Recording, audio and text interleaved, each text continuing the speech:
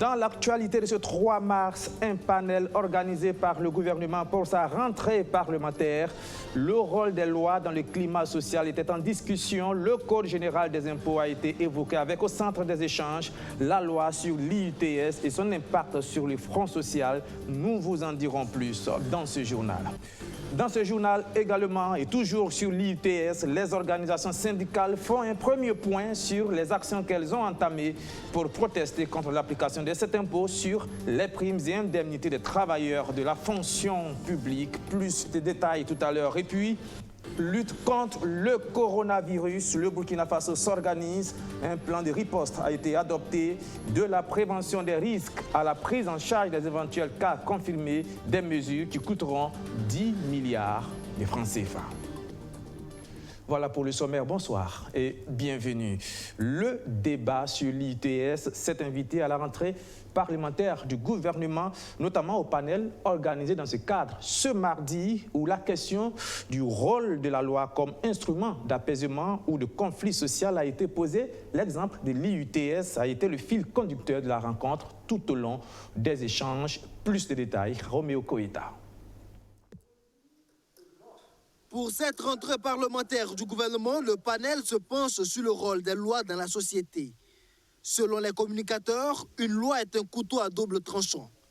D'une part, disent-ils, elle peut être un outil de prévention et de règlement des conflits sociaux. Et d'autre part, la loi peut aussi être à la base de crises sociales si elle ne répond pas aux attentes des populations. C'est peut-être le cas de l'UTS, contenu dans le Code général des impôts, dont l'application suscite la colère des organisations syndicales. Peut-être que s'il y avait eu une étude d'impact préalable, approfondie, avec tous les éléments d'appréciation, je ne dis pas que la loi n'aurait pas été prise, mais peut-être que la façon de la présenter, la façon de vouloir l'appliquer, le contexte dans lequel on veut l'appliquer, peut-être qu'on aurait envisagé les choses autrement. Je dis bien peut-être. Pour les panélistes, une étude d'impact préalable à l'adoption d'une loi lui donne plus de chances d'être acceptée par les partenaires sociaux.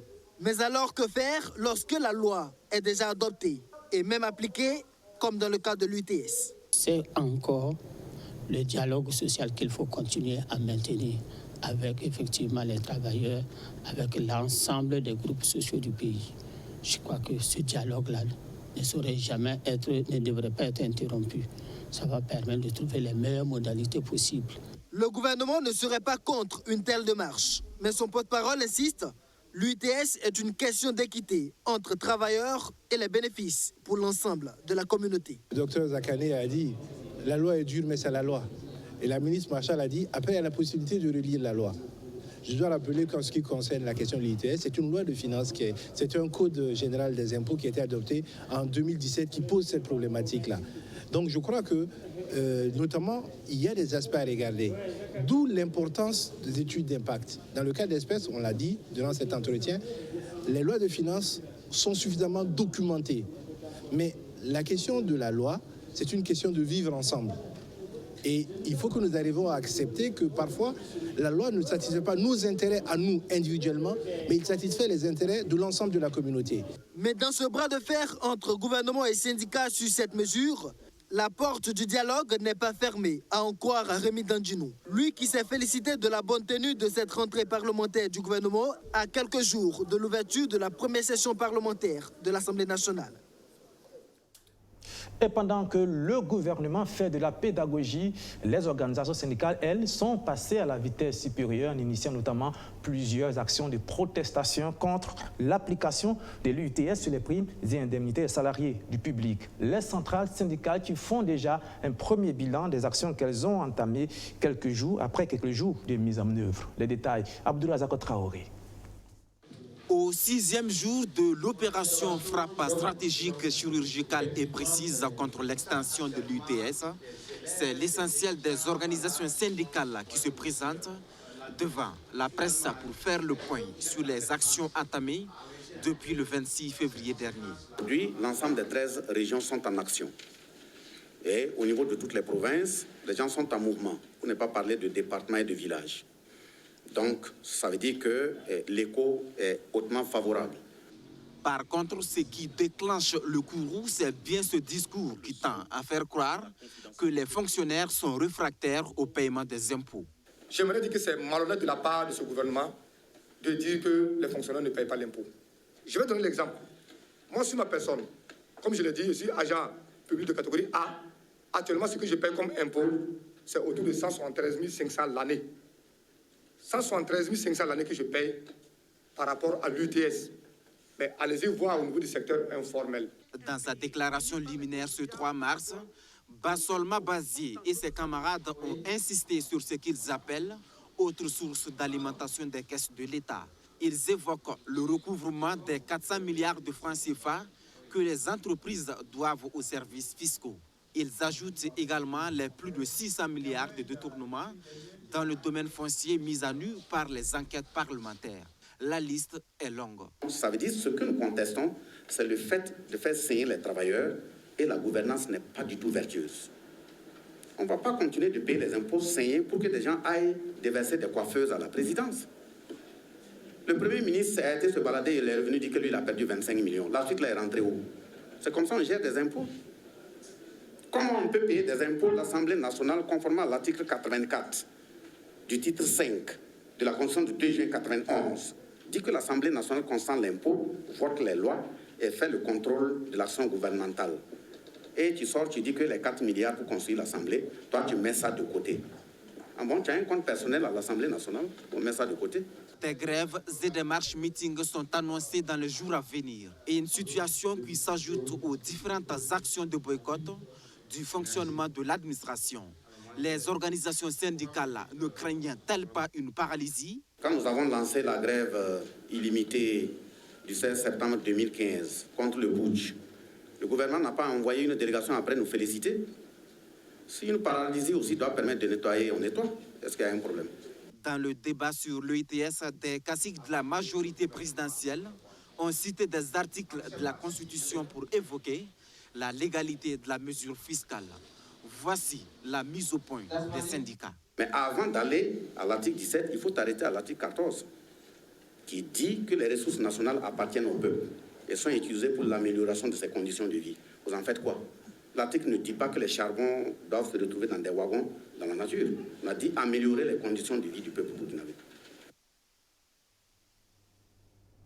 Et en marge de cette conférence de presse, les syndicalistes ont réagi à une correspondance de la ministre en charge de la Femme, une lettre dans laquelle Laurent Silboudo Marchal demande aux organisations syndicales de surseoir à leur marche meeting du 7 mars prochain, et cela afin, dit-elle, de permettre le bon déroulement de la fête du 8 mars précisément, la rencontre prévue entre les femmes et le chef de l'État dans ce cadre. Et je vous propose d'écouter justement la réponse de Bassolma Bazié.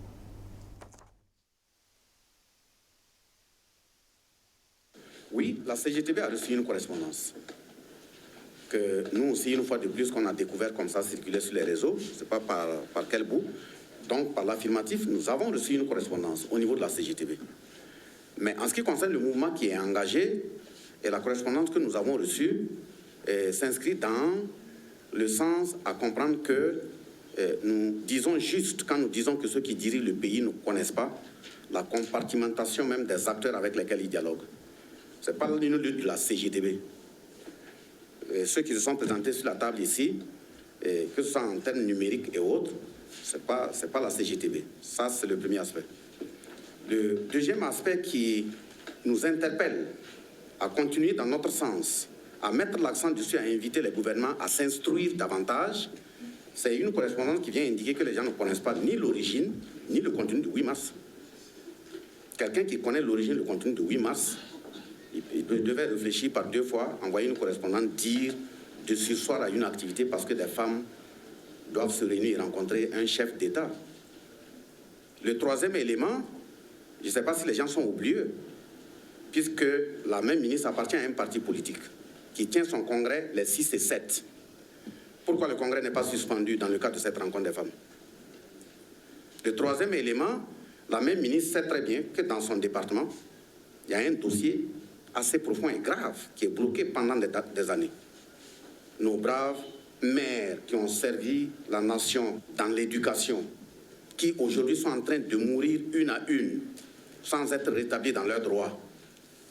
On aurait reçu même une correspondante dans le cadre du 8 mars, disant que le 8 mars, elle prend l'engagement d'exiger du gouvernement, de son côté, à ce que ce dossier-là se résolve très rapidement.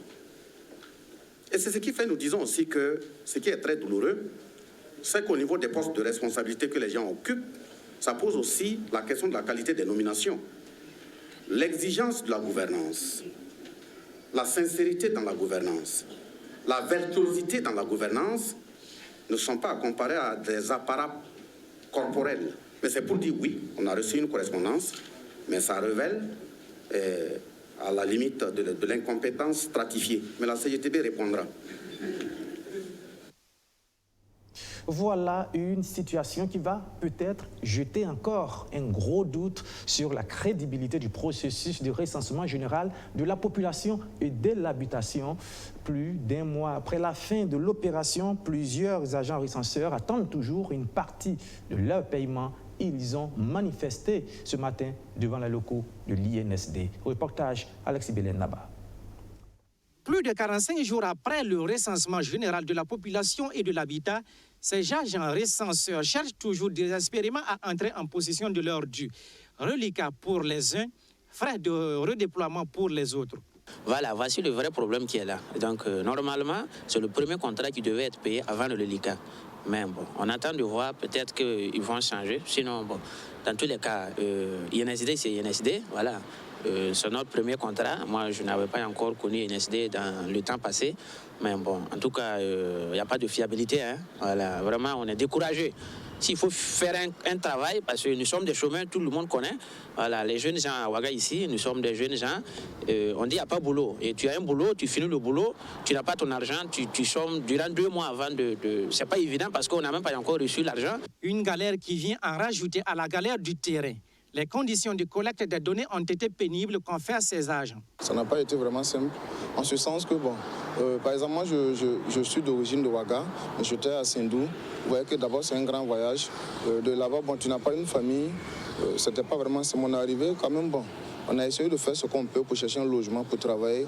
Bon, vous savez toujours, ce n'est pas à chaque moment que vraiment les virements venaient. Donc souvent, il y avait des difficultés pour pouvoir aller au travail, tout ça. Même l'essence même manquait, souvent. Mais bon, quand même, comme on s'était engagé, on voulait faire vraiment un bon travail. Et vraiment, je pense que, je ne sais pas en tout cas au niveau des autres, sinon moi à mon niveau, c'était vraiment très dur. Mais en tout cas, j'ai fait vraiment un bon boulot. Sur place, nous avons tenté d'entrer en contact avec la direction générale pour avoir sa version des faits. Mais refus catégorique de la sécurité, elle a reçu l'ordre de ne pas nous laisser entrer. L'INSD nous reproche une mauvaise communication autour de l'affaire. Le 14 février dernier, le directeur général de l'INSD avait été interpellé sur le sujet lors de la présentation du bilan du 5e recensement général. C'est la 3e tranche qui est en cours de paiement et beaucoup de provinces ont déjà reçu le paiement. Et ça se poursuit bien sûr parce qu'il y a tout un travail à faire. Il n'y a pas seulement que les listes qu'il faut regarder, il faut vérifier également si toutes les données ont été transmises, si le niveau d'atteinte du travail des agents est satisfaisant et ensuite maintenant procéder au paiement. Il y a même des listes qui ne sont pas encore arrivées à notre niveau parce que les équipes de terrain font déjà cette vérification préalable avant de nous transmettre. Et nous, quand nous recevons également, nous vérifions qu'effectivement les données étaient transmises, le matériel surtout a été remis. Visiblement, le problème persiste et les agents recenseurs, eux, restent déterminés à se faire payer. Un bras de fer en attendant la proclamation définitive des résultats du 5e recensement général de la population et de l'habitat prévu pour août. Les résultats provisoires sont attendus le mois d'avril. Toute autre chose à présent, santé. Le Burkina Faso adopte un plan de riposte contre le coronavirus. Il va coûter 10 milliards de francs CFA. Un plan qui englobe la prévention des risques et qui va jusqu'au traitement des éventuels cas confirmés. Les détails ont été restitués hier au cours d'une réunion en présence de la ministre de la Santé, mais aussi de la représentante de l'OMS au Burkina. Sandrine Zougouri. Plus de 85 000 cas de coronavirus sont enregistrés dans le monde, avec 2 924 décès. La maladie va vite, très vite, en Afrique. Après le Maghreb, le Covid-19 est en Afrique subsaharienne. Le Nigeria, puis le Sénégal, non loin du Burkina Faso. Alors, le pays est sur ses gardes. Un plan de préparation et de riposte face au Covid-19 au Burkina Faso est mis en place. Et ce plan prend en charge la communication pour la prévention des risques, la prévention même des risques, le contrôle des portes d'entrée, que ce soit des portes d'entrée aéroportuaires, ferroviaires ou terrestres. Et nous avons ciblé toutes les portes d'entrée terrestres et frontalières avec les pays voisins. Et cette équipe également a travaillé sur le diagnostic. Vous savez, le diagnostic est principalement un diagnostic de laboratoire. Elle a également travaillé sur comment traiter les cas suspects, les cas confirmés. Ce plan de riposte dont l'objectif est de réduire la morbidité et la mortalité, le respect des règles d'hygiène doit être de rigueur dans le quotidien des Burkinabés. Et les signes de prévention qu'on vous demande de respecter, vous les connaissez. Se laver les mains. Se laver les mains, se laver les mains. Ça, c'est l'hygiène de base pour toutes sortes de maladies, pas seulement pour le coronavirus. On vous a dit aussi, comme la transmission se fait par les postillons, quand on éternue ou quand on tousse, il faut se protéger des postillons. Et pour se protéger des postillons, vous-même, vous devez éviter de contaminer les autres si vous êtes atteint. On a dit, le plus simple, c'est de tousser ou d'éternuer dans le pli du coude. Le mieux, c'est d'avoir un mouchoir, on se mouche dedans et on s'en débarrasse de manière hygiénique. Donc ça, ce sont des choses qu'on peut faire, qu'on a appris à faire et qu'on peut faire. 10 milliards de francs CFA, c'est le budget alloué pour la mise en œuvre de ce plan de préparation et de riposte à une éventuelle épidémie de Covid-19 au Burkina Faso.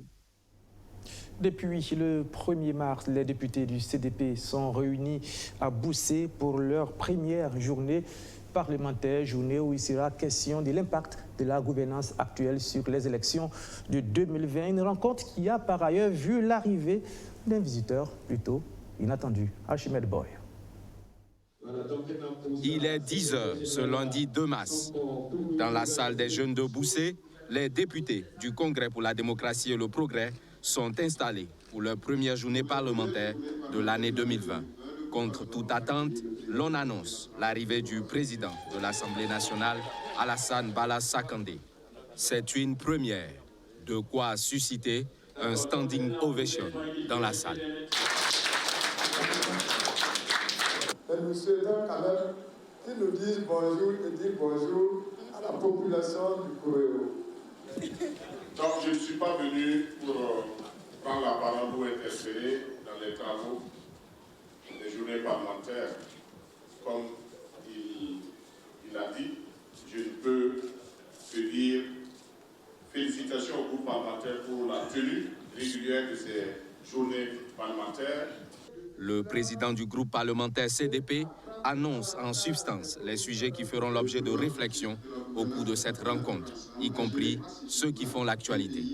L'actualité reste marquée par la crise sociale causée par la volonté du pouvoir MPP d'opérer la retenue IETS sur les primes et indemnités des fonctionnaires et agents publics de l'État. Cette mesure, faut-il le rappeler, a été adoptée à travers la loi de finances que notre groupe parlementaire s'est abstenu de voter pour ne pas en rajouter à la crise sécuritaire sous le poids de laquelle nous croupissons. Interrogé sur le sujet de l'IUTS, le président de l'Assemblée nationale répond. Ils vont réfléchir là-dessus, ils vont nous reverser et en temps opportun, nous allons voir la nécessité de porter à votre connaissance leurs réflexions ou eux-mêmes ils porteront à votre connaissance leurs réflexions. Les travaux des députés du CDP portent sur l'impact de la gouvernance actuelle sur les élections de 2020. Ces derniers ne cachent pas leurs inquiétudes quant à la tenue sereine des élections dans le pays au regard du contexte sécuritaire marqué par des attaques terroristes. Le ministère de l'Eau et de l'Assainissement et l'Université Aube Nouvelle signent une convention de collaboration au centre de documents la formation des agents du secteur de l'eau, de l'environnement et de l'assainissement. Plus de détails, Mamouna Takaboré. signature apposée et c'est fait. L'Université Aube Nouvelle et le ministère de l'Eau et de l'Assainissement viennent ainsi de tisser un partenariat. C'est une collaboration qui va aider non seulement à la formation continue, au renforcement de capacité des agents du ministère en charge de l'eau, mais aussi à la résolution des problèmes environnementaux. C'est une convention cadre, c'est-à-dire ça trace le cadre d'une collaboration entre les deux départements qui est amené nécessairement à évoluer au fur et à mesure de nos besoins, au fur et à mesure de l'évolution des politiques et des stratégies du secteur de l'eau, de l'hygiène, de l'assainissement, de l'environnement et du développement durable. L'eau, ce n'est qu'un aspect de tout cet ensemble qui est totalement lié. Et à l'issue donc de la mise en œuvre de certaines dispositions de la Convention, il y aura nécessairement la question de la formation. La formation effectivement de nos techniciens, de nos ingénieurs dans les concepts théoriques et aussi les formations des formateurs. L'Université Aube Nouvelle s'investit beaucoup dans les questions environnementales afin de proposer des solutions idoines. C'est ce qui lui a valu ce partenariat avec le ministère de l'Eau et de l'Assainissement. L'Université Aube Nouvelle a pris à temps la question de l'environnement. Parlant de l'environnement, on voit tout de suite ce que les orpailleurs font, et donc la qualité de l'eau était une préoccupation. Donc nous avons mis en place un master de l'environnement et du développement durable, un master en eau, hygiène et assainissement, pour donc déjà apporter notre contribution scientifique en la matière. Et donc il fallait que nous puissions nous approcher du ministère en charge de l'eau. Alors concrètement, il y aura deux approches. Un, cerner déjà les besoins du ministère. Une fois ceci fait, eh bien, nous allons agir à deux niveaux. Renforcer les capacités des agents. La formation, à travers l'analyse de l'eau, la formation pour élever le niveau, la formation pour répondre au bas de l'échelle. Pour un partenariat gagnant-gagnant, le ministère en charge de l'eau s'engage à mobiliser pour l'Université Aube Nouvelle les ressources humaines et financières nécessaires à l'exécution de ses obligations contractuelles, parties pour une durée indéterminée. Et pour terminer ce journal, direction Bobo-Dioulasso avec ce geste de solidarité d'un opérateur économique de la ville envers les fidèles musulmans du quartier de Diaradougou. C'est dans l'arrondissement 2 de Bobo-Dioulasso. Il a offert une mosquée dont l'inauguration a eu lieu le week-end dernier. Reportage Ibrahim Compaoré, surtout Justin Dabiré. Une nouvelle mosquée pour les fidèles musulmans de Diaradougou. D'une valeur de plus de 45 millions de francs CFA, cette nouvelle mosquée est l'œuvre de Sékou Aïdara qui réalise ainsi le vœu de son défunt père. Alors, je crois que l'initiative revient d'abord à El Hadj Cheikh Aïdara, qui, en la mémoire de son père, qui était un homme pieux, qui était un homme proche du milieu des imams de la ville de Bobo-Dioulasso, qui a toujours œuvré dans la fraternité et la solidarité musulmane. Il a toujours souhaité que dans sa propre cour, il y ait une mosquée pour se consacrer à la prière vers la fin de sa vie. Sans le faire peut-être son vivant, c'était comme s'il avait fait parce qu'il est tout le temps en prière dans les mosquées environnantes et attenantes à la cour, à notre cour, à Diaradougou. Le patron de cette cérémonie d'affirmer que c'est un jour historique pour les fidèles musulmans de Diaradougou. Je crois qu'aujourd'hui, nous vivons un jour historique pour la famille Aïdara, pour les familles amies, pour ses frères, et pour tous les quartiers Diaradougou et pour les quartiers qui nous accueillent. Parce que c'est quoi réaliser le vœu de son père. Le faisant, il a réalisé le vœu de Dieu. Parce que, comme l'imam le disait tout à l'heure, ce que Dieu nous demande de faire comme première œuvre et la plus importante, c'est de consacrer un lieu de culte. Et c'est ce qu'il a fait. Le donateur Sékou Aïdara dit avoir mis en œuvre une prescription de l'islam. C'est une mosquée qui appartient à l'ensemble des fidèles musulmans de la ville de Sia, dira-t-il. En islam, on nous dit faites ce que le prophète a demandé. Le prophète a demandé de trouver des lieux pour qu'on puisse parler de Dieu. Et ces lieux qu'on appelle maison de Dieu, c'est des mosquées. Dieu merci, moi j'ai été aidé par des marabouts, par des imams, par des amis. Et aujourd'hui, voilà, qui a facilité la réalisation de cette mosquée. Cette mosquée appartient d'abord à la population du secteur 11, à la population de Bobo, à mes amis, à tous les musulmans. Au cours de la cérémonie, plusieurs personnalités ont apporté leur soutien matériel et financier pour la bonne marche de la mosquée Haïdara. Le patron, Lassine Diawara, a lui promis un corbier à la mosquée. Le coparrain lui a offert la somme de 500 000 francs CFA pour soutenir l'imam de la mosquée et ses collaborateurs dans la bonne exécution de leur mission religieuse.